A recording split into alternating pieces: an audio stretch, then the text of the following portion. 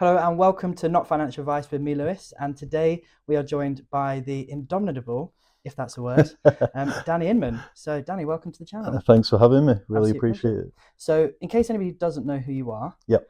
just share with us a little bit about who you are, what you do, and yeah. Yeah. All that. I mean, the broadest of nutshells is probably property, everything property related. So, develop. We started with small stuff. I've built all the way up to now doing multi-million-pound developments and hotels. A part hotel model is what we have at the minute.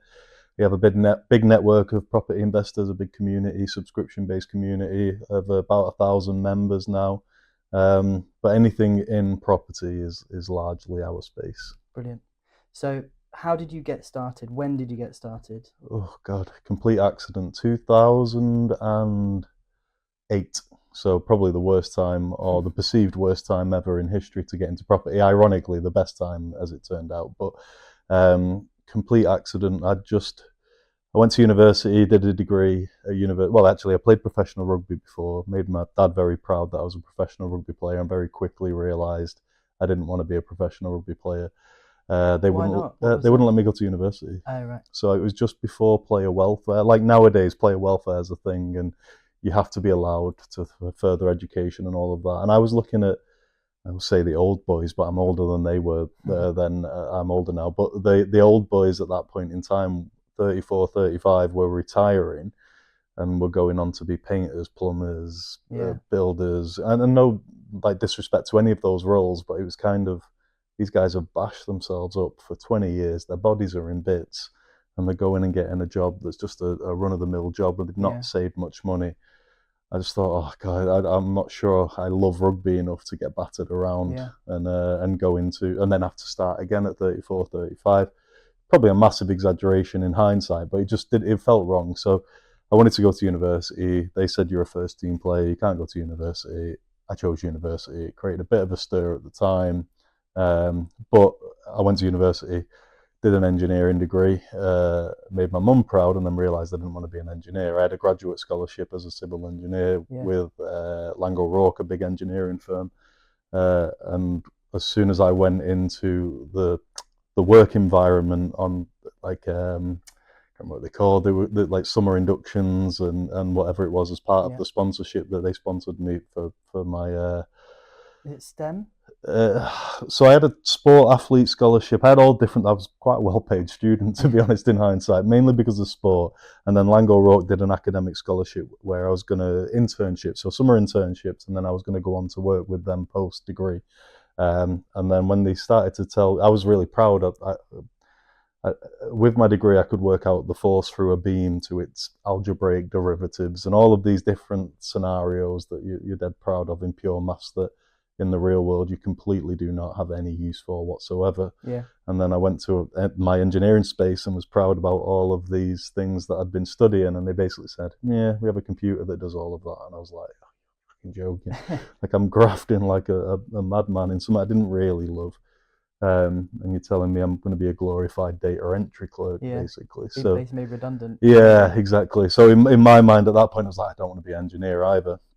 So, big crossroads then. Yeah, big crossroads. And so when you were making that decision and you were looking at, right, if I'm going to become a rugby player, then this is the impact. Yep. And that's why you chose university over that. Yep. Have you always kind of had that ability to look beyond the immediate and think, right, what's this going to be like? And I don't think I had it then, to be honest. I think at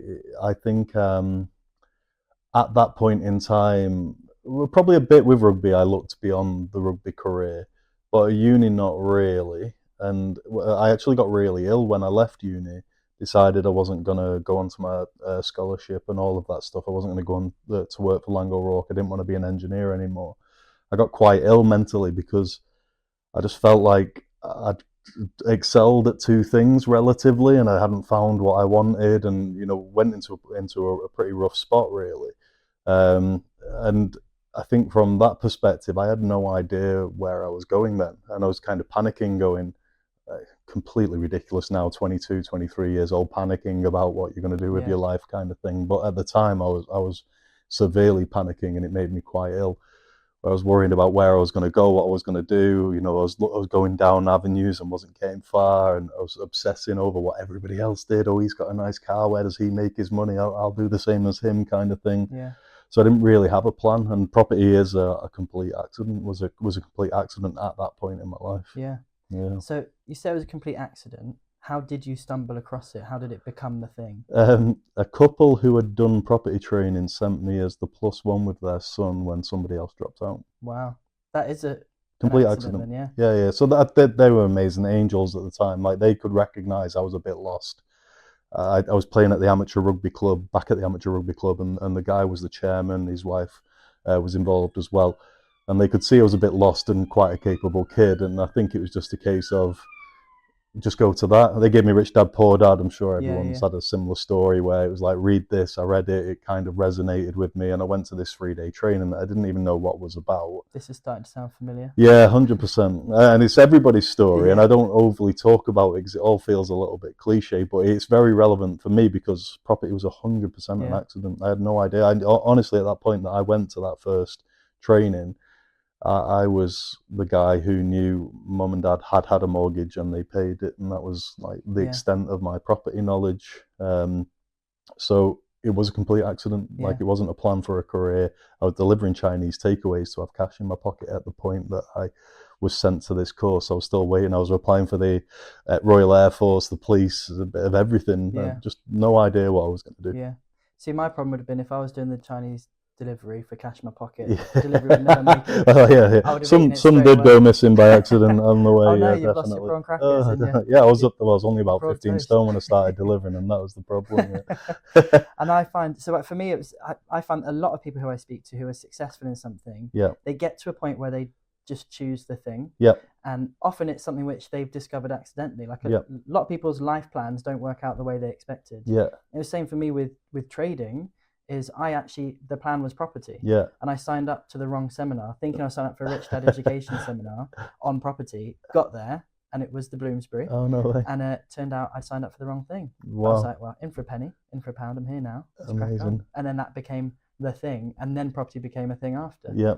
So I think a lot of people, old mentor of mine, I grew up in church, old mentor of mine said, at some point you have to nail your colours to the mast. Yep. You have to pick something. I Yep. think a lot of people in their early 20s are kind of going through that, maybe even more so now because of all the myriad of things, that was a good word, myriad of things that are online and the comparison and everything that you said you were kind of doing. Yep. I had the same thing. I'd look at rich people or people who I perceived to be rich and people I perceived to be successful and think, how did you do it? Yep. How did you do that thing?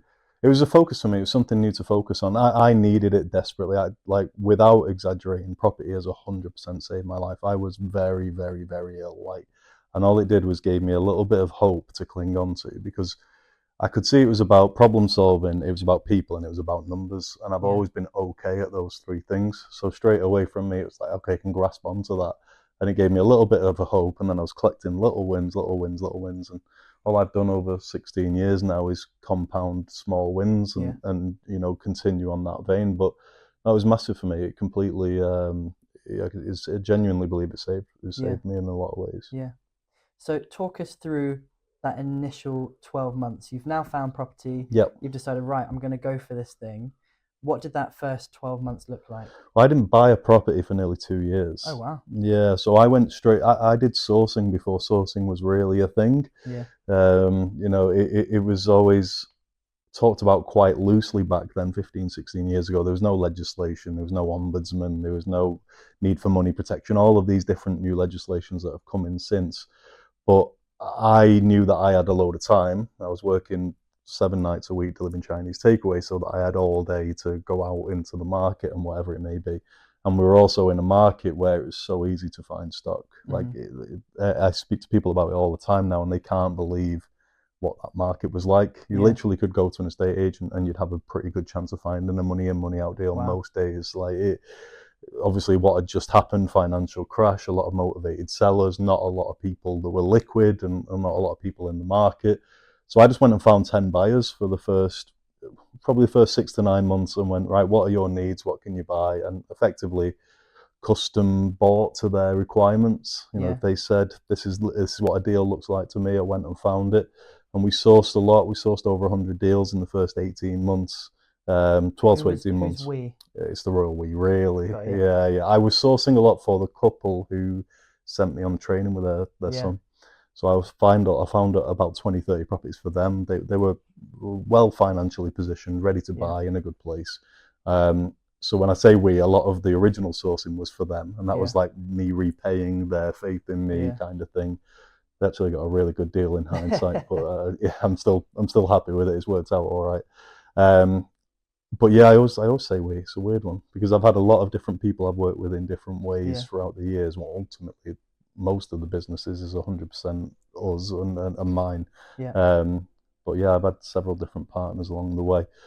But yeah, the first 12 to 18 months didn't buy, and actually probably got too comfortable letting other people take the risk and taking a little bit of a fee. And Yeah. the real progression for me has always been, or in that circumstance or at that point in time, was doing it myself. Mm-hmm. Like going, actually, you've made enough money here now to go and bloody buy one. Yeah. And yeah, that was, I think it was 18, 19 months in Mm-hmm. from first saying I'm getting into property before I bought, Yeah. which blows a lot of people's head off when, especially if I'm talking about it, because it's kind of, they look at what we do now 16 years in and go, oh my God, and they hear all the stories, get financial freedom in 7 days and all of Yeah. Yeah. that. And oh, I've bought 100 houses in my first 2 years or whatever.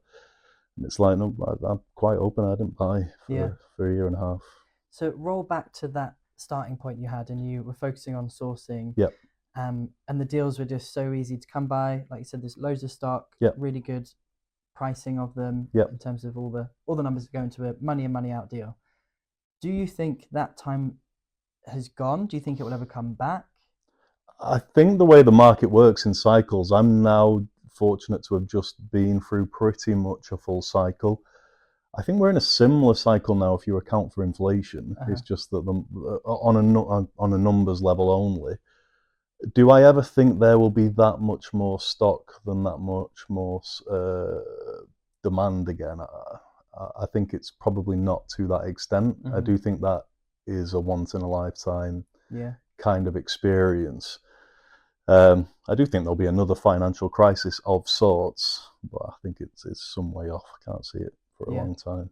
So when you say some things are quite similar now to what they were then, what are those things which are It's similar? the relative cost of property versus the cost of everything else. Mm-hmm. But the property in the last 18 to 24 months, when you account for inflation, increasing the price of everything else, property is more affordable now than it was even pre-COVID. Yeah.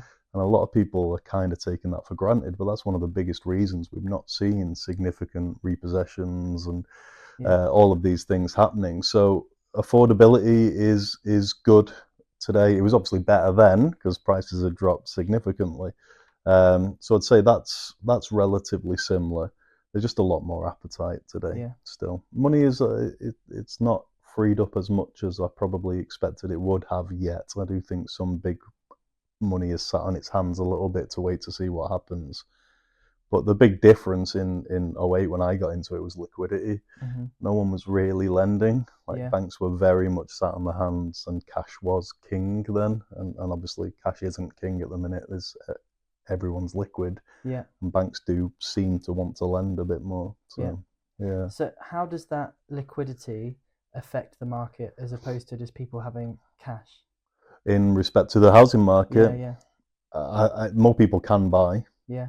and Well, when I sold my house, for example, our buyers had like 160 grand cash yeah, deposit yeah. on a 600 grand Oh, home. so many I equity was like, millionaires now. yeah. Yeah, it's So how crazy. have they done this? It's crazy. If you bought in 2015, 16, or even my own home. So let's say the home that we bought at 630. It's now worth 1.1 million. We underbought it Yeah. at the time. But let's say it was worth 800 grand. In Yeah. 5 or 6 years, we've gone 300 grand up in equity positions. So there's a lot of people like that where inflation has made a lot of people equity rich. Yeah. The average LTV in the UK is under 50% now. Really? The average LTV is under 50%.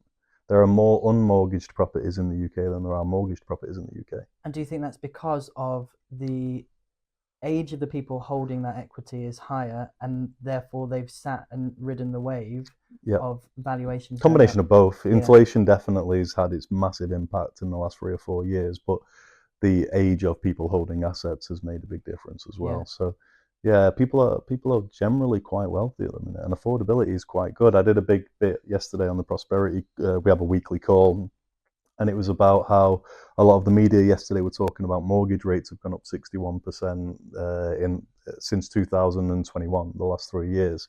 The average mortgage rate is 61% higher than it was, which is like a £4,500 increase on mortgage payments average. But the average wage has gone up per person £125 a week in the same period, ONS stats. So you go, well, that's 6.5 grand. Yeah. Yeah. And there's 2 people in a household, in most households, more than 50% of households. So people's earnings have gone up more than the cost of lending has gone up in a lot of cases. And residential repossessions are on the floor, they're next to nothing. Yeah. And that's a big reason why, and it's a big part of why during COVID we would talk about it not happening. And that's very different, again, to 2008, 2009. We're very close to a soft landing now, and we didn't get one in 2008. No. So. No. So you've obviously now at the point where you've got a massive community as well. Yeah. But I want to take a few steps back and talk about a bit more about your property journey. Yeah. So from 2008 to where you are now, give us as best of a rundown as you can. If someone asked me to give like a 16-year overview of no, I can do it quite quick because I'm an engineer. So I have this investment triangle. You've probably seen it. Everyone presents the investment triangle now, but it was roughly my idea with somebody else, and then everyone's kind of picked up on it since. But it talks about how your risk and entry costs grow as you go up the triangle with time and experience, kind of thing. So it's like a triangle like this: risk and entry costs, and time and experience. And entry level is buy to let. And that's the first thing I thought was a buy to let. If anything, I moved on from that too quickly. We only did 7 and 8 before we got bored and moved on to the next biggest things. But buy to let, then some flips, social housing. We went into a reasonable degree. Then we did small HMOs, multi-lets, so no license, no planning at the time. And then our real growth came when we went into the big HMO market. So we became probably a bit more specialized in doing 7, 8, 9, 10, all the way up to 28 beds. We had a 40 bed at one point. So we ended up with 350 HMO rooms at our peak. And that's probably where most of our growth came. Just before COVID, we sold about 250 of those rooms. What was the decision behind that? In hindsight, the wrong one. I thought the market had peaked, and I thought we were going to get the best prices we would get because the rents were over rented. And for the first 18 to 24 months, it looked like the right decision because the market did start to dip, yields started to have to increase to get the sale, rents started to dip because so many properties were coming into the market. But now, another 4 or 5 years on from that point, rents are at all-time highs. So your values are at all-time highs. We used the money well. The profits we made. I was going to say, there's opportunity you would have gone. Yeah. I don't regret having done it. But you could have, if you wanted to look on both sides, you could make a case for both sides. Well, if you kept them, they're now 30% up in value. I suspect my argument would be we've made more than the 30% increase in value from what we did with the capital. A couple of JVs that I had, it was right to exit at that point and realise the cash as well. That was sort of triggered that idea, and we were moving more into the commercial to resi conversion and commercial space, which is more where we've been since 2018, 19 really. Become very specialised in that and done a daft amount of property in that period. So question for kind of twofold question. So if you were to be completely brand new to property, coming in right now, May 2024, and you were going to start your property journey, what would be the strategy you would choose? And second question is, you're 16 years in, with the way that the world is, the property market is right now, what strategies are you focusing on right now? So this is knowing what I know if I'm starting today. Okay. But you are starting from scratch. Starting from scratch, no money. Got to raise money. I don't think I'd do too much differently. Sourcing can still be done, like everything in property now. It's so much harder than it was 16 years ago, and it's only more. It's nice to hear you say that, by the way. Yeah. because there's a lot of people who started at a similar time to you who Right. pretend it's all Easier. just like it was back then, No, it's and I harder. just sit there and I'm like, shut up. It's so much harder. Yeah, On every level. There's so much more legislation. Planning is trickier. Everyone is looking over you more. The taxman's more interested. The government's more interested. It's night and day to 16 years ago. Um, it's so much harder. I can't even exaggerate how much harder it is to, even lending today. You're having to jump through so much more hoops because they're being watched by government, by yeah, funders, by shareholders, stakeholders. Everybody's just under scrutiny now, so you have to jump through so much more hoops to get anything done yeah, nowadays. It's unbelievable.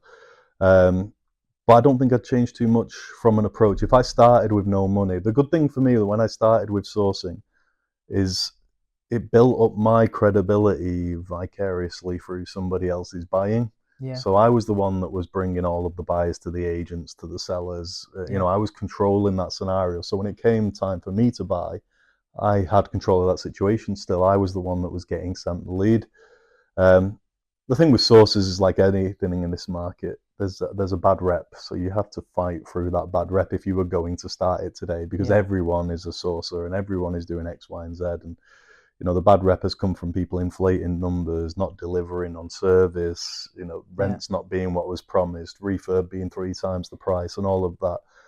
But I know a lot of very good, well-intended sourcing agents that are doing very well in today's market, and it's easier because it's easier as a sourcing agent if you do it well because there's more buyers, yeah, yeah, there's more genuine buyers, and there's more liquidity. So you've got more people wanting to buy stock. yeah, So if I was starting again today, if I lost everything and they went, right, you've got to go again, that's the easiest way I think I would start.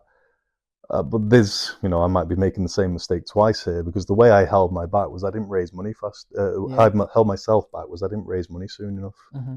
I Do had you think that a, was a confidence thing? yeah, a real stigma attached to a Yeah, 22-year-old asking for money from older yeah, people, and a 22-year-old that people knew at the time was still delivering Chinese takeaways. I used to get the piss taken out of me from a rugby background, and the rugby world's brutal.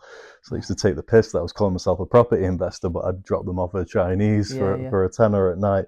Who's Um, laughing now, eh? yeah, well, exactly. Yeah, I mean, a load of them come to me when the missus kicks me out. They all want to move into my houses now, so they're not laughing anymore. But it's all well intended, and it Yeah, yeah, spurred me on. I could see why some people would take it the wrong way, but for me, it was kind of like, oh, fuck it, I'll show you kind of thing. I know yeah, why I'm doing that takeaway thing. It's so I don't have to take money out of there. Why I'm growing that kind of scenario. Um, so yeah, I think the not raising money thing was a confidence thing, and I just got comfortable with it with somebody else taking the risk. You give me 3 grand, and yeah, yeah, that deal's your risk then, and yeah, you've got the mortgage over it. Still had some old-fashioned, not debt is bad, but too much debt is bad, yeah, and all of those things are around my neck. And would listen early doors. I would listen to all of the noise about how property would never recover and this and that. And you fight it early, don't you? Where you've not quite got the experience, and the experienced people are saying to you, "Listen, don't panic. This is going to happen." All of that.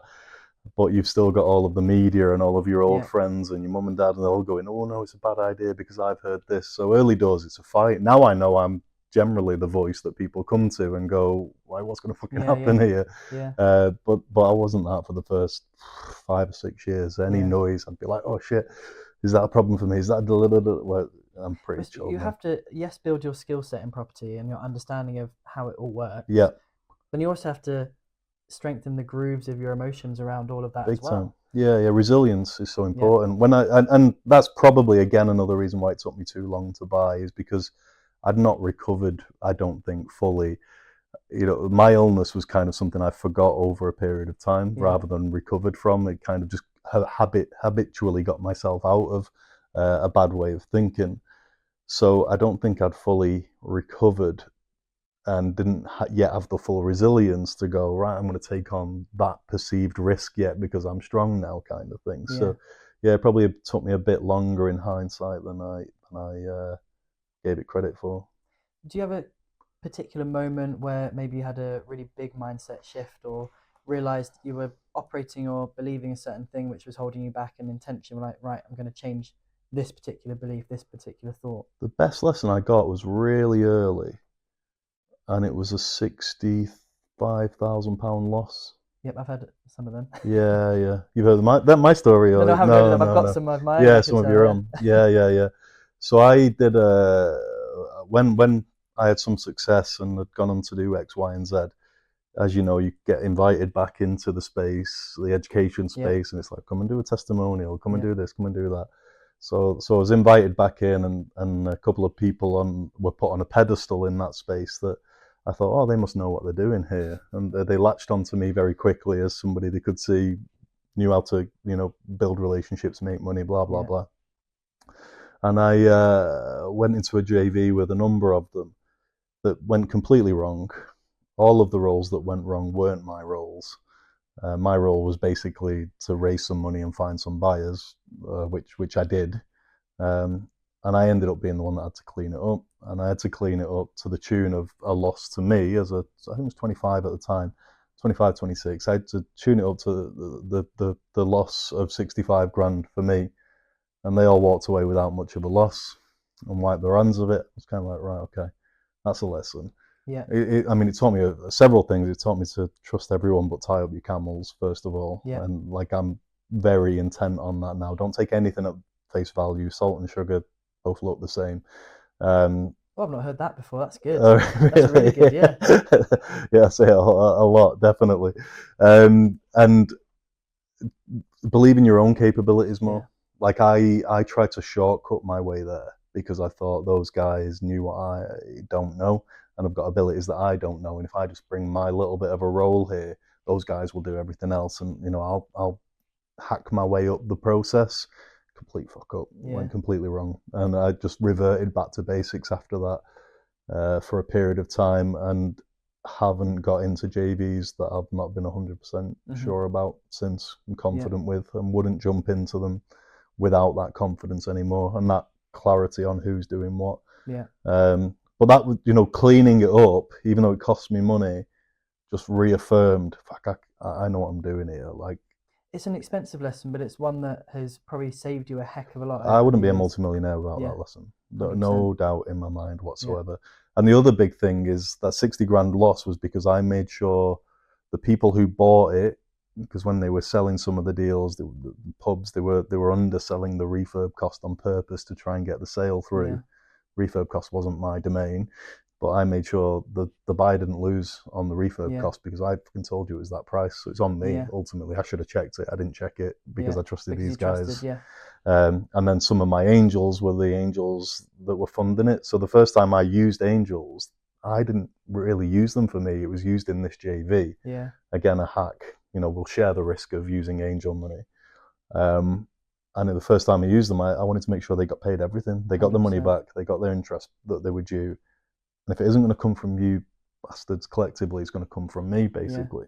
And some of them now have been angels for life, and they'll stay with us forever. And but even on an integrity level, it taught me that your name is worth so much more than 10, 20, 50, 60 grand, whatever the figure was in that circumstance. So yeah, I think that kind of very early set me aside from a lot of other people in the property space, because a lot of other people you hear every week walk away from circumstances like that.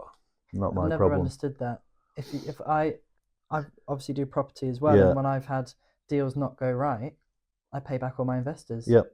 Even if it comes out of my pocket, they still get paid back. I think it's a combination of things. Not everyone is an out and out wanker. Yeah.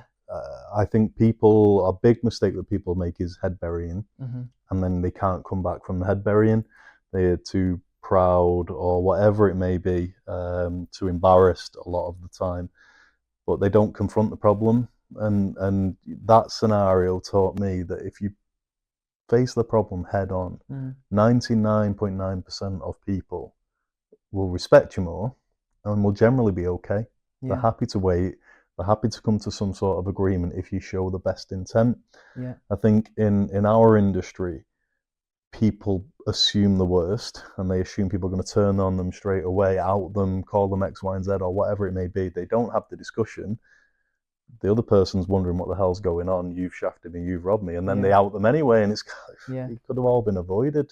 Things do happen in business, and there are scenarios where you might need to extend a private investor. You might, need to be late on repayment. You're managing cash flow. All those things happen in business, but there's an amateurish, naive embarrassment that causes them to head bury, that causes this huge drama. And you see one every other day, don't you? Yeah. Such and such owes me money. Has anyone heard from them? There's another such and such is a trainer that's now gone missing because he took money off 20 people, and it's like, for fuck's sake. Like, unless, don't get me wrong, some of them will be badly intended. Some of them won't have good intentions or won't have the ability to take the money and shouldn't have taken the money. But I do think the majority of them are good people who've done things badly. Yeah, just not gone about it the right way. 100%. So it's May, for the sake of the tape, May 2024. Yeah. You are still investing in property 16 years on. Yeah. What is your strategy now, right now? We do a bit of everything now, to be honest. So since 2018-19, like I said, we've been commercial to resi or change of use specialists. So big commercial buildings, we're within a 200-meter radius of where we are. There's probably 20-25 million's worth of conversion stuff that we've done in the area, residential, apart hotel, mixed use. So we're very active in that space since 2019. Currently today, we've gone back to basics on a lot of stuff. We're buying a lot of stuff that other people aren't buying. So it always surprises people where I go, I bought a 1-bed ex-council flat last week for 50 grand. And they go, why are you fucking bothering with that? And I'm like, it's 50 grand. And I'm getting $550 a month in rent. Yeah. I'm quite happy at that level. So you're buying and holding in cash? Some cases buying and holding in cash. Last year we bought a lot of mixed use, so shops with tops. A lot of that last year because no one else was buying it. Everyone else stepped out of the market because they were like, well, rates are 9-10%, it's not worth buying. I had 2 valuations just back last week of stuff that we bought last year. One building we bought at 150, it's doing 19,000 a year. It's just been valued at 195. So 30% uplift on the purchase price. We bought it 25% below market value, and we were just buying it at the higher rates. I'm waiting for rates to drop, because one thing that was always going to happen, and a lot of the stock that we bought last year was it was under rented and rates were too high, so people were going, that deal can't work. All we've done is got the rents up, waited for rates to drop, negotiated the discount, and now we're 12-18 months on, the margins are back there to make the margins. So I need to step back to the 1-bedroom flat purchase. Okay. If it's on a mortgage, run me through just generic numbers in terms of why that's a deal worth doing. Yep. If it's mortgaged at current rates or in... Even at 5%, say. So depends on the figures. We do a lot of our management in-house effectively. So with that 50 grand, let's say you get a 75% mortgage, you are 37.5. That at 5% is, it's testing me now, 1,900 quid a month, 1,900 quid a year. 150, 160 quid a month. If you're doing 550 in rent, take off 25%. You're probably going to be clearing 250. If I'm putting in 12.5 grand to clear 3 grand a year. Obviously you've got some stamps, some fees, etc., ignoring the uplift in value as well if you want to refinance. But all that I look for now in anything that we buy is 20-25% return on cash. So then I suppose the argument that would come off of the back of that is, well, if there's ever a problem with the property, boiler breaks, boiler could cost you 3 grand to get put right. 550, but yeah. You're in London now, true. But you could have an expensive bit of work than you said, which then could take out a year's worth of cash flow from it. Yeah, it depends on, there's several different ways you can look at an investment being good in property, and that changes as you develop. So over a period of time now, I'm not in a position anymore where I need to get every penny out of a deal. I'm not in a position anymore where cash flow every month coming in matters to me. And if that rent doesn't get paid, it's going to cripple me and I'm going to be financially challenged. So I look at it as a combination now of cash flow on a monthly basis and how much below value am I buying it at. So if I'm buying a flat that's probably worth 60-65 grand all day long for 50 grand, let's say it's 65 and I'm buying it for 50, I'm getting that 15 grand margin straight away on day one on my equity. So if I'm putting a 12.5 grand deposit on a 50 grand purchase and my equity value is 15 grand higher, I'm effectively getting 100% on my Yeah. 12.5 grand straight away on day Yeah. one. And you've got to build that into your calculations if you're looking at your long-term wealth. So, it's a combination of calcs for me. It wouldn't have used to have been. Like when I first started, it used to have to be money in, money out as much as possible because I haven't got money to leave in deals. But then once you get to, once you start cash flowing, I'd say 10 grand a month's probably a tipping point for a lot of people, certainly for a northerner. Because how do you spend more than 10 grand a month? Easily. Yeah, well, live in the south maybe, I guess, is half of the question. But my life, I have a phenomenal lifestyle now, and I can assure you we don't spend all that much more, maybe 15 grand a month I with think the my problem lifestyle is we had. a new house, which is an old house, Yeah, which is costing me a fair whack to right, put right. right. That's how it's easy. That's Yeah. capital outlay in Well, it's reality, true. isn't Yeah. it? Yeah. It's Yeah. not. It's not.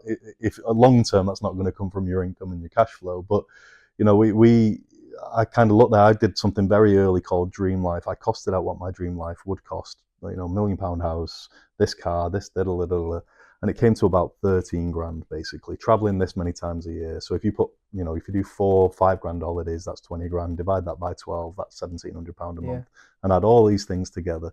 I think my dream life came to 12-13 grand a year at the time when I first did it. 12-13 grand a month. Sorry, a month. Yeah. I was going to say, Yeah, it you're would have been very, cost very modest effective. and humble. That's real northern. Yeah. 12-13 grand a month. Sorry. Yeah. And then as soon as you start making that, and then you start making bits over it, and you're not spending the bits that you're making over it, it's just a law of compound then. Because if I put in 15 grand and it's gonna 15 grand in capital, and it's going to increase my cash flow by £300 a month, that's £300 I'm not spending. So in 12 months time, I've got another 4 grand that goes into a deal that creates income that I'm not spending. And when you put that on steroids over a period of time, I've only really felt that significantly in the last 5 or 6 years. And that's when I went to Dream Life, and then I'm not really going to spend much more money than that, and I'm going to continue to make more money than that. So if I have a month where I make 40 grand excess of what I did the month before, that goes straight into a mixed use, like what we're doing now, that cash flows 700-800 quid a month. So the month after, I've got 41 grand excess, and that compound is very, very, very real. And that was an interesting point to hit that level. So, but you qualify, going full circle, you qualify your numbers very differently when you're at that level. So you get to that level, you're generating dream life money. Yeah. You don't need to earn any more to have the dream life. What then is the drive to motivation? carry on? I knew he was going to ask me that. Worst moment in my property career. Really? Worst moment. Completely sent my head west. I got lost for 6 months. And it's such a wanky first world thing to say, but I only say it to people that will understand it, or that are close to experiencing it, or have experienced it. A lot of people, when they leave work for the first time, they experience it because that was like the big goal, and when it happens, it's like, oh fuck, what's next? What do I do with my time? What's it all for? But hitting that dream life figure and going, oh, okay, because it doesn't happen like that as well, because you're doing it incrementally. It's not like I've gone from being bugger all to this is my dream life, and my dream life's amazing. I've increased my life over a period of time, over 6, 7, 8 years or whatever it was. So you don't feel that significant, even though it is significant. It doesn't feel like a snap. No. Where you're like, oh right, we're here now. It's more of a realization of, oh, I'm here. Yeah. Like, oh, and it doesn't feel like I'm not that excited, and I'm not particularly buzzed up about it. It just feels like I woke up another day and I've got a little bit more money, and I don't worry about bills. When you saw that number come in and you realized, oh, we're there. Yeah. Did you have any emotional response? I mean, I did so I hit not just from my own trading and property stuff, but in the business we hit 500,000 revenue in 12 months. Yeah. And I was like, at the start of that year, I thought 130k revenue would be amazing. Yeah. Like, that was the goal. And then by the end of the year, we're on over 500,000. I was like, what the heck has just happened? How have we hit this goal? Had a little cry. And then I thought, I'm knackered, because there's so much drive and energy that goes into doing that thing. And then it took me like a month to recover from having done that and think, right, reset, go again. What we now actually trying to do? Yeah. And how did you reset? How took did me you months. reset the vision? Took me absolutely months, and my business probably slacked off a little bit because you know what happens. It's not even complacency. It's a genuine lack of motivation. So you'd sit there and go, don't matter if that doesn't complete today, Yeah. or refurbs 3 weeks later, it doesn't matter. Like, Yeah. and oh, do I have to? I'll fill in that form tomorrow, and because all the urgency stops a little bit. And obviously, a lot of success is driven by speed, how quick you can move, how Yeah. quickly you can turn things around. And, success really likes speed, and urgency matters. So I had 6 months of a real mental battle of that lack of Yeah. motivation, complacency versus that need for speed to Yeah. continue doing everything that I did. I just had to make a decision. It was a very conscious decision to have a lifelong commitment to growth. Yeah. Like, I buy into that. If you're not growing, you die in. Yeah. Yeah. Same. Stagnation, all of that kind of thing. So it was just, I made a conscious decision to go year on year, everything has to grow. Yeah. And that's it. And I'm a habit person, so it's easy for me to get back into line with habits, Yeah. KPIs, measure responses, all of those structured things that can help you. Mm-hmm. But emotionally, I had no more motivation. Like, it wasn't emotion then, it was like the need Yeah. for that logical mindset, having something to cling on to. Mm-hmm. Yeah, it was tough. And then, when along that journey did Prosperity Network happen? COVID 2020. Or was it? Yeah, another complete accident, Yeah. which I think there's a pattern. I speak to a lot of successful people who fall into a lot of things accidentally, or it depends what you believe. Spiritually, a lot of Yeah. Yeah. people, or religion, a lot of people wouldn't ever believe it's an accident. They believe it was a gift and the timing was right. But uh, when COVID hit in 2020, basically prosperity is born of a tantrum. I threw a tantrum, and I'm not really an emotional person. But I got really pissed off when COVID hit in 2020 because obviously I've been around the property space as a product of the property space. I've had a love-hate relationship with it ever since I've come through it. But I've always stayed close to it because I've been semi-thankful. No, not even semi, but I've been thankful, despite having the love-hate relationship, of what it's done for my life. Like, it's genuinely helped me. Yeah.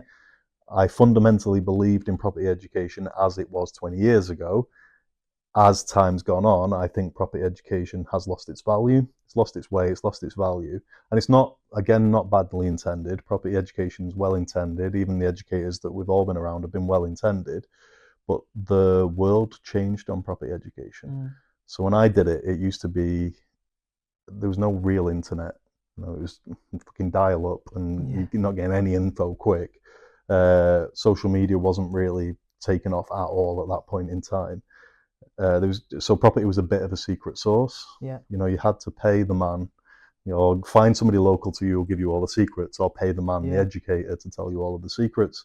So ironically, I think property education at 20 grand in 2008 was more value than property education at 20 grand in 2020 when Yeah. COVID hit. So by about 2016, 17, I'd started to slowly distance myself from the front end sales pitch and seminars and all of that, because it just started to feel a bit uncomfortable. It used to be like, oh, you're not selling anything that's a massive secret now. Yeah. And there's more people doing it, and some good people will help, and you haven't got the secret sauce anymore. It's not a secret, so you need to be giving out more value. Well, the big educators couldn't pivot. They couldn't give more value because they built their business on 20 grand packages Yeah. for less value with upsells, etc., etc. So it wasn't badly intended. I never believed that. But the sell had to get harder to keep the numbers high. So they had to sell more dreams, and it just became this vicious cycle. And when 2020 hit and COVID hit, uh, I just hated what they all did. Mm. Hated it. Because most of the big educators did one of two things, and a lot of them aren't around anymore. But they either closed up shop and basically said, away you go on your own. Yeah. Non-responsive, put everyone on furlough, staff weren't answering emails, people paid 20 grand for training, weren't getting responses. Hated that. Or the other one, what the other people were doing, was selling based on fear. Mm. And going, the greatest crash in history is coming. COVID is the greatest opportunity you'll have. And I fundamentally, A, didn't believe that, but B, thought it was so wrong, because people are scared anyway. No one Yeah. knew what COVID was. Yeah. It's scary as fuck. No one knew what lenders were going to do, what this was going to happen, and I hated that as well. So educators generally, not everyone, but generally, they fell into one of those two camps. So I just saw my ass, and honestly, I put a Facebook post out saying, everyone's scared. I don't really know what's going to happen, but I'm going to tell you how I'm speaking to my tenants, like what government information is being released. We'll share that with you, how we're speaking to our lenders, like what we're doing, and we'll get a load of people on the call and we'll just talk about what we're all doing, and try and go that way. I put it on Facebook and we had 900 people on the first call in the week. Wow. Everyone's bored at home, part one. But part two, I think everyone was scared, and it was kind of like refreshing that somebody's come out and been like, oh, let's just get on a call and have a chat. And nothing to sell, had no idea. I was that much of a caveman that I didn't know there was an unlimited version of Zoom you could pay for. So I did the same call 3 times in the first week because I thought there was a limit to the numbers. And it wasn't until somebody said at the end of the first week, you can pay and there's no limit. I was like, oh, fucking hell, brilliant. So then we did 12 weeks of calls, basically, which took us to about the May time, which was, I think was, remembering back, it's all a blur, but I think May was the first time we semi-released from a lockdown in 2020. And we kind of went, right, off you go, that's it. Naively, COVID's over. Back you go, get back into the real world. And everyone was going, well, what's next? Yeah. Well, we haven't got There anything. Next no, there wasn't one. We didn't have a package. We didn't have a offering. So we had to scramble together. And it was mid-August that we launched. Obviously went back into lockdown. We did more calls, etc., etc. But it was mid-August before we started charging anyone a penny. So we've done calls from March to August, all free. Everything was free.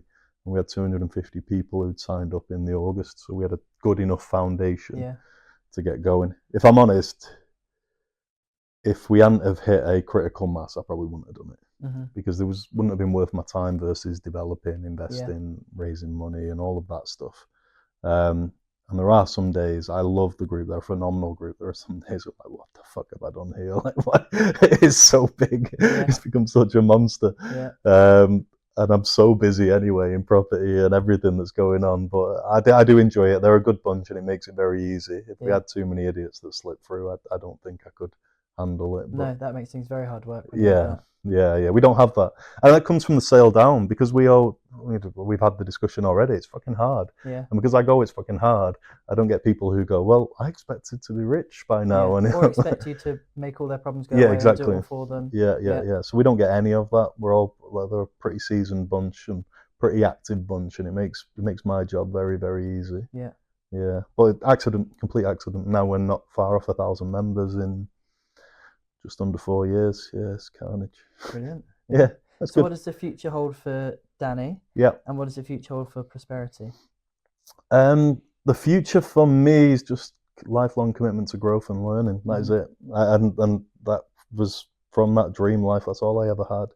I want to be 10 to 15% better, depending upon what, year on year. That's saying, as long as I can see that growth in numbers, in cash flow, in capital margins, in my performance, then I'm happy. I don't really need much more than that. I have an obsessive business partner that will be a billionaire, and part of my strategy is just to hold on to his coattails to a degree. But he's obsessed with that £1 billion. He just wants to. He wants to be the type of person, and he'll get there. I've never seen anyone like him. He's a complete freak of nature. We meet billionaires, and they're blown away by him. Like, he's unbelievable. But I don't have that obsession with £1 billion. Part of me, again, northern, I look, oh, fucking £1 billion. What would I do with that? Like, I couldn't spend that. I couldn't even think of that. And being that title doesn't have particularly that much meaning to me. So I've just had to go lifelong growth. It works for him because it's that big that he'll never stop working until he gets there. So he's made this goal that big that these little incremental steps are kind of irrelevant to him a little bit. Do you think he'll have a similar experience that you had when you hit massively. $1 billion? Bigger, I expect. Does he know that? No. No, because I challenge him on it now, and he'll say it doesn't matter. I'll be elated, and I'm like, I think I know how he's going to respond. Well, because you don't just make $1 billion in a day. No. It's like you said, it's that incremental. Yeah. And he's doing huge stuff now, 40-50 million pound development, single developments. He's enormous. A lot of the stuff that he's doing, and I still see him as the same guy, really. And I haven't seen this massive growth in him particularly, and I think that's a bit of a falsehood around success, is that people think that you go from being a complete nobody to knowing absolutely everything with no fears and It doesn't. No. Yeah, it doesn't really happen. You just keep going. Just keep going. Yeah. Marginal gains. Yeah, all the time. All the time. So yeah, for me, 10 to 15% on everything. I'm quite happy. I can keep myself habitual with that. Yeah. And that will work for me. For prosperity, we're close to capping membership Mm-hmm. because, and a lot of people don't believe me when I say I'll do it, but we're absolutely going to do it. A, because it's getting to the size where it's no longer a convenience. Mm-hmm. So we're struggling to get function rooms big enough for the amount of members, or function rooms in a convenient location for me, because it's not my primary. And I guess that makes me an anomaly when it comes to the education space. Most people take most of their money through education. So secondary for me behind property. So I want it to be convenient, otherwise I'm not going to do it. Yeah. And convenient means rooms local to me that I can fill. Yeah. Not having to go to London to fill a room with 1,000 people. I'm going to stay up north and do 300 or 400 people. Mm-hmm. And I'm not going to grow to the size where I've got to do 2 events, because that's twice my time to do the same thing. And there'll be more money and but that whole idea of prosperity was have an amazing active community that inspires me as much as we might inspire them, but have a convenient business. Mm-hmm. And it's makes money. It's passive. It's not passive. It's It's involved. It's passive, but it's for the amount of hours we get versus the money it makes, I guess a lot of people would view it as a phenomenal return on time. But it just has to be convenient. I don't want it to be an inconvenience to the way that I live my life, and I also don't want to dilute it. Yeah. Because to make it, when we first started, we said 1,000 people, which we're roughly about 2 now, and it was literally the most pessimistic reason you can ever think of for 1,000 people. It was that I thought there was only 1,000 good people in property. Wow. And I thought that was the limitation. Not total, but 1,000 good people that would be interested in our product in property. And I thought any more than that, you're going to the low-hanging fruit, and I'm going to have to change my sales pitch, which goes against my ethics and all of those different things. I would say that's slightly changed. My views slightly changed, because as we're approaching 1,000, some of the members that we're getting now are very high quality. Decent sized developers. Last year, like a guy called Oliver's joined, who's doing 200 deals a year. We've got serious folks joining, and I think what they've done is they've sat on the wings waiting to see what it's like, and then gone, actually, it's worth jumping in now. Yeah. So whether it's 1,000 total, I don't know, but we're probably going to have to cap the event space. So I just don't want to put the event on twice. Yeah. Don't want to do it. Don't want to do the work twice. I don't want to go somewhere where it's awkward. Like people going, let's do it at Birmingham NEC. I don't want to drive 3 hours. Yeah. I don't want to, and that's entirely selfish. Yeah. Which I guess to a degree you've got some entitlement to do in your own business, but I want people to come to me. Just return on time. That's all we sort of judge it on. So yeah, it'll get capped. It'll get capped in some way very, very soon. I think one thing that we're talking about, we've not even announced it, so this is a kind of a semi unofficial announcement. An exclusive. Yeah, you're relatively exclusive because it's still being talked about, but the team are all pushing on me, going, everyone else's prices are increasing. We need to increase our prices. Yeah. And that's so against my character, because I've been pissy with inflation. I've been like, inflation is being caused by everybody increasing their pricing, blaming everybody else increasing their pricing. So we've got this, it's like the Spider-Man that are pointing at each other, going, I'm increasing my prices because of you. And then someone's pointing at me, going, I'm increasing my prices. And it's this big cycle that's been going on. So I've been so against it. Haven't had a price change since Prosperity started. And I'm like, nope, I'm not punishing our members because everyone else is pushing their prices up. We need to put more value out. You can only increase your prices if you give more value. If we're carrying on doing the same product, I'm not putting prices up. And I'm like having a fight with them guys, which again is very contrarian for a business owner. I know. Basically, we've come to a level where it's like at the 1,000, we'll go lifetime membership, and you guys are getting it at that price for as long as you stay. And then if you drop off, somebody else will take your place and they'll come in at a higher price. And that's probably the middle ground I'm quite happy with. I don't like overly punishing people that bought into you early. That's what we do. You came in at a price, you keep that price. Amazing. Even when the product and service improves, it's the new people that pay the new price, not the old people. 100%. But if you leave and then you come back, you're paying the new price. You pay the new price. Yeah, definitely. I like it. I think it makes a lot of sense. think it rewards those that have been loyal I to it think from day one. exactly. I think it's honor and it's loyalty, and I Yeah, think that should be rewarded. yeah, yeah, big time. So yeah, that's it with prosperity. It's I can't decide whether it's grown faster than I thought it would or not. Some days I'm like, fuck no, because I don't know what big is in that space, Yeah, really. Because yeah, everyone else seems to be smoking daggers and smoke screens, and I'm doing X, Y, and Z, and it's only other people that are around other spaces that come to me and go, fucking hell, prosperity is massive, isn't it? I'm kind of going, yeah, I guess so. I don't know. I'd yeah, like yeah, relative to what, yeah, and I'm not really looking at what other people are doing, but it feels big. It feels like our like networking days have more people than most other people's events you'll see. Like, yeah, but are they doing lots of little events that total the same thing? I don't know. yeah, I'm not really interested, to be honest. It's yeah, like we get what we want from our space, and the people get what they want. And we don't say don't go to any other spaces. Help yourself. Do what you want. yeah, We don't have a monopoly. We just have a decent community of people that are doing shit. So yeah. yeah, it's a good place And to that's be. what you want, an active 100%. community. That makes my job very easy. Yeah. Very So, easy. what then is, just to round off, one piece of advice you'd give to anybody who is um, looking to get started in property, I suppose? Um, Deal with the fact that you're going to fail. Mm-hmm.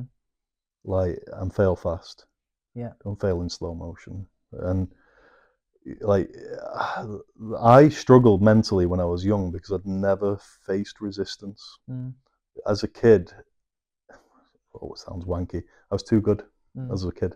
Naturally very intelligent, so I didn't really have to study that hard. Didn't find studying difficult.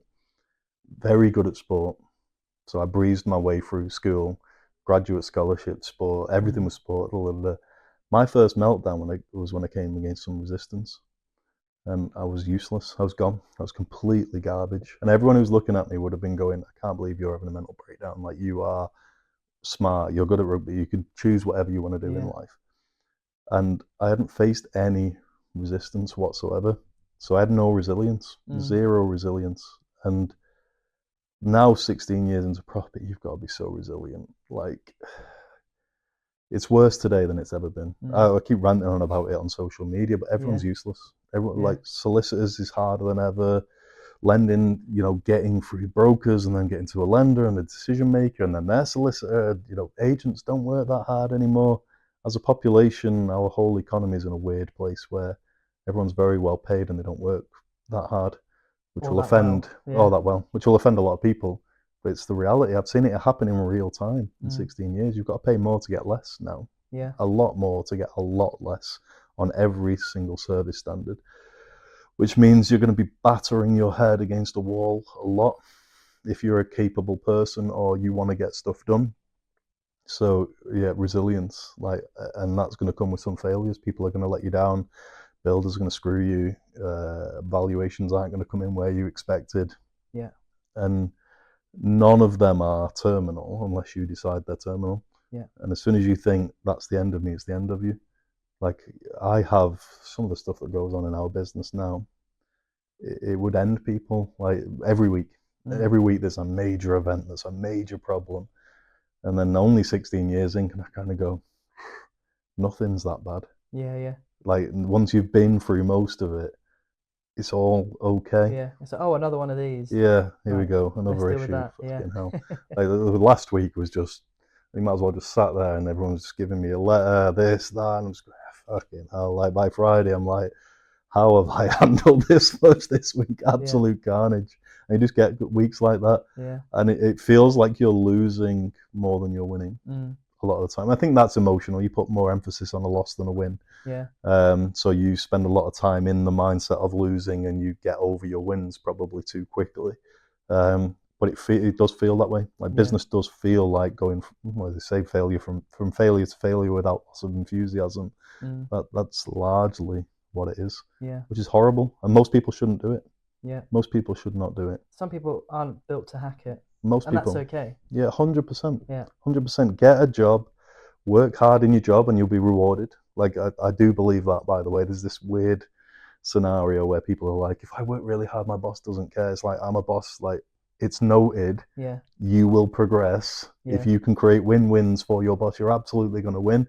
this weird TikTok movement, isn't there, about do as little as possible Yeah, and quiet quitting or something. yeah, turn up at 9 and leave at fucking 4:59, and it's kind of like you've decided your level then, Yeah. because I see that, any boss sees that, Yeah. they've decided, and you will just not progress. And if Yeah. you're okay with that, that's fine, but don't blame me. Yeah. Don't blame your boss. Yeah. He's seeing that you are doing the bare minimum, Yeah. and you still want more. You want, you want the perks, you want X, Y, and Z. If the people in here that excel are the people that you can rely on, like Yeah. shit hits the fan, that person is going to go the extra mile, or they're going to. I'm not even asking you to work more hours. I'm asking you to work in your hours, basically. Yeah. Do more work in your hours. Yeah. So yeah, that's right for most people. That is right for most people. I don't think business owners should be the minority by a huge amount for that reason. It's not to say no, not everyone can do it. It's to say not everyone should. Mm-hmm. Like you would have absolutely counted me out as a business person and a property person. I do believe in nurture over nature. Yeah. I think both can happen, but you have to pick your lane. Yeah. Yeah, and if you go in the fast lane and it's too fast, get out of it. Yeah. Like the whole don't quit's bullshit as well. Like some people should quit. 100%. 100% should quit if it's making you ill. Exactly, and you just have to figure out it's not what you're meant to do. 100%. And if you want to then dig in and really go for it, then actually maybe it is for you, but it's not worth it sometimes, that digging in. But I see a lot of people in business working 20 hours a day, but they don't. I think the big telling point is, can you see steps ahead? Yeah. Because if you're working 20 hours and you can't see your next step, the odds are you're doing it all wrong. Yeah. If you can see a step and you've got a plan to reduce those hours, delegate X, Y, and Z, and you've got a bigger goal, 100% carry on. But the amount of people that I see just blindly rocking up, working hard, with no margin, no hope of a margin. They're just running on the spot. Yeah, because they don't know better. Yeah. They don't know any different. And a job feels like a step back for those people. And I think for most of them, maybe a step forward. Work less hours to get paid more money. Yeah. Right, so let's end on a cheerier note. Yeah. What's something great that has happened the best thing that's happened this year for you? Oh, personally or business? Let's go personal. Oh, we have a good life, eh? Mm. Now our life is good. We found a very good life balance. So we go away into the sun, which you can probably semi-see on my tan, but every 4 weeks we go away for 4 weeks. Amazing. Yeah, and COVID helped me with that. I would have never done that but for COVID. Mm. It taught me that I didn't need to be in my business, as in physically in my business every single day. So there's been several reflections on recent life of, sure, where we're working from, and look at the life we've built and all of that. So yeah, that lifestyle just works very, very well. Comes on the back of 12 years of absolute working like a bastard. But yeah, I think this year, throughout COVID, to be fair, you've kind of gone, nah, that was worth it. We escaped every lockdown. We did the first lockdown in the UK and never did one after that. Yeah. So I had a very different COVID experience to a lot of other people. Yeah. Because we sat in the sun and, you felt, well, I didn't feel guilty, but maybe should have felt guilty. But definitely not. No, I didn't feel that guilty, I'll be honest. But you kind of sit there going, I've created this life that has meant that this experience is different for me. Yeah. And you're all telling me how shit it is. I'm sat here going, yeah, it's all right. Yeah, and that's a bitter pill for some people to swallow, that there is choices that lead you to have that, and there's choices that lead people not to. Not to say that some people don't start off in harder places and harder positions, but there is choices that are made which lead to certain outcomes. And that your choices today impact 10 years' time. Yeah. That's the biggest thing. Yeah. Because the biggest issue people have is that they want it too quickly.